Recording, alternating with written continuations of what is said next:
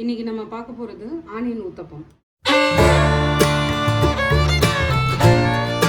அதுக்கு தேவை 3 வெங்காயம் எடுத்திருக்கேன். பெரிய வெங்காயம் பொடிசாக கட் பண்ணி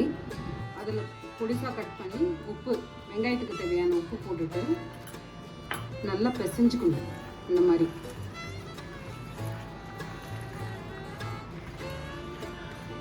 பிசைஞ்சிட்டு ஊற வச்சிடலாம். நான் தோசைக்கல் வச்சுருக்கேன் அடுப்பில்.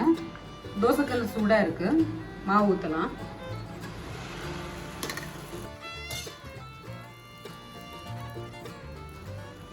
மாவு ஊற்றிட்டு இதுக்கு மேலே இப்படி ஸ்ப்ரெட் பண்ணி வச்சுக்கலாம்.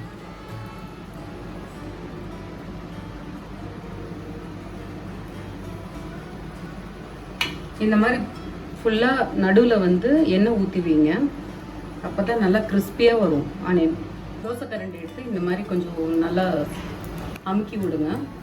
அது நல்லா போய் செட் ஆகிடும். கொஞ்சம் எண்ணெய் நிறைய பிடிக்கும்.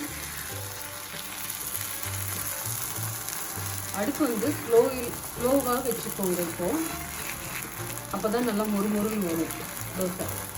நீங்கள் ஆனியனோட வந்து கேரட் போடனாலும் நல்லா துருவி கேரட் போட்டுக்கலாம். இன்னும் நல்லா இருக்கும். ஒரு தடவை செக் பண்ணலாம். இன்னும் கொஞ்சம் நேரம் வேகணும்.